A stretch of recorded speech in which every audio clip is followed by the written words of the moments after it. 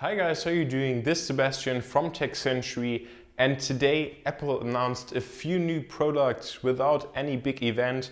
So first, just a quick recap, because this is more of a rant style video and my opinion on why Apple has a huge problem with the iMac lineup.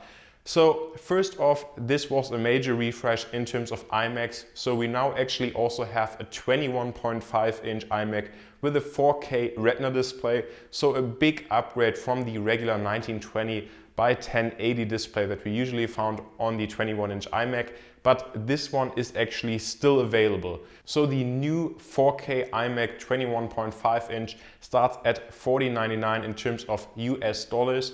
And Apple also made some nice upgrades to the panel quality. So this is for the 21-inch as well as also for the 27-inch iMac with 5K Retina display.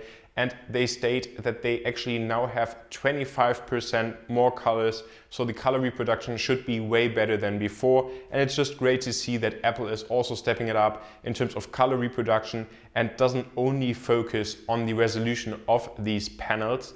And also all 27-inch iMacs are now 5K iMacs, so we don't have the older iMac with the 2560x1440 resolution anymore.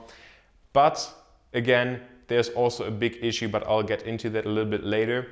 Now, continuing on, there were also some new accessories announced. So first off, we now have a new Magic keyboard. So this replaces the regular wireless keyboard, and this retails for $99, and it features a new design, also a built-in battery and more key travel, as well as a lower angle.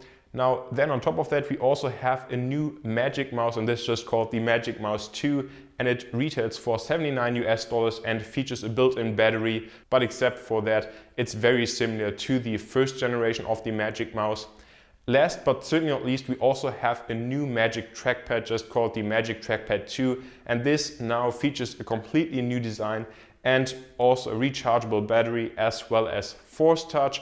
But the price is the really big kind of like issue or weird fact about this, because this retails in the US for $129 US. So big price increase over the first generation. And in Germany, it actually retails for 150 euros. So that's absolutely insane. But now let's get into the rant part. So that's what Apple announced. And I have to say, first, I was quite impressed and quite happy with these upgrades. But in addition to the ridiculous price of the Magic Trackpad 2, which I would never pay despite having an iPhone, iPad, 2 MacBooks and even a Mac Pro, it's just ridiculous to pay 150 euros for a trackpad for a desktop machine. And I also have to say, I would choose a mouse any day over any kind of trackpad. So I wouldn't even buy like the first generation of the Magic Trackpad for $80. And now I'm certainly not going to spend 150 euros on the second generation.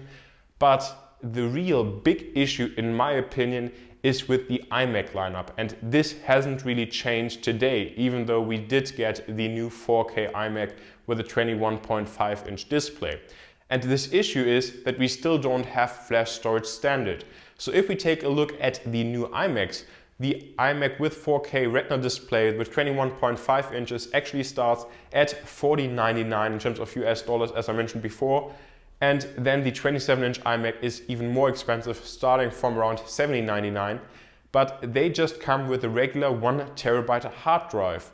And it doesn't matter if they have beautiful displays, if they have fast processors, if they still just have a regular 1 terabyte hard drive, they'll be incredibly slow in everyday tasks like opening apps, booting, and basically everything that you do with the machine. And this is what I don't understand. I mean, Apple for years and years is focusing on every event where they announce a new generation of the MacBook Air, for example, that the flash storage is even faster, that it's now like 700 megabytes per second or even faster than that.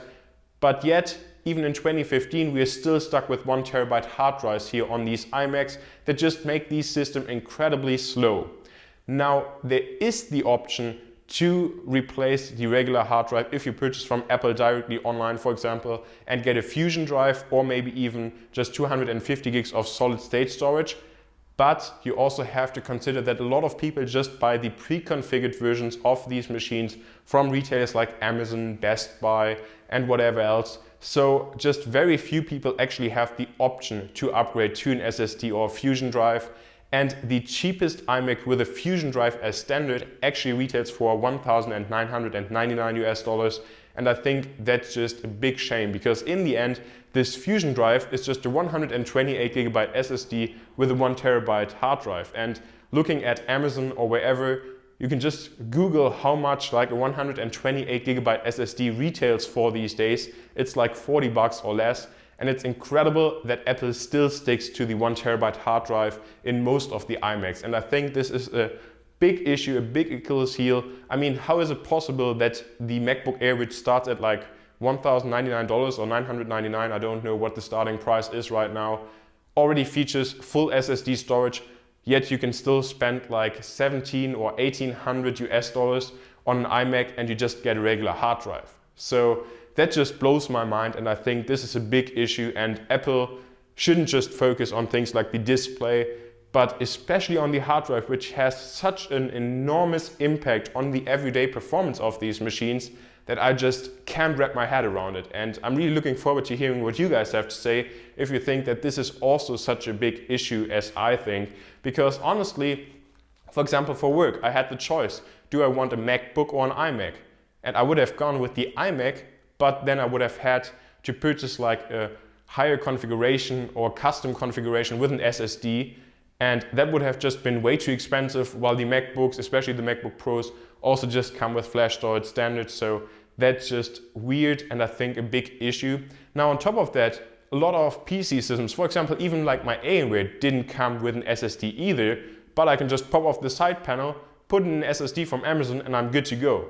On the iMac that's not possible because you have to remove the display and all that crap. So yeah, I just think that SSDs in general should be standard on iMacs, and not only Fusion drive even, I think full SSDs must be standard on the iMacs, and I hope that Apple will follow through with this very soon, because just having a 1TB hard drive in these iMacs is just a big shame and a big issue for performance.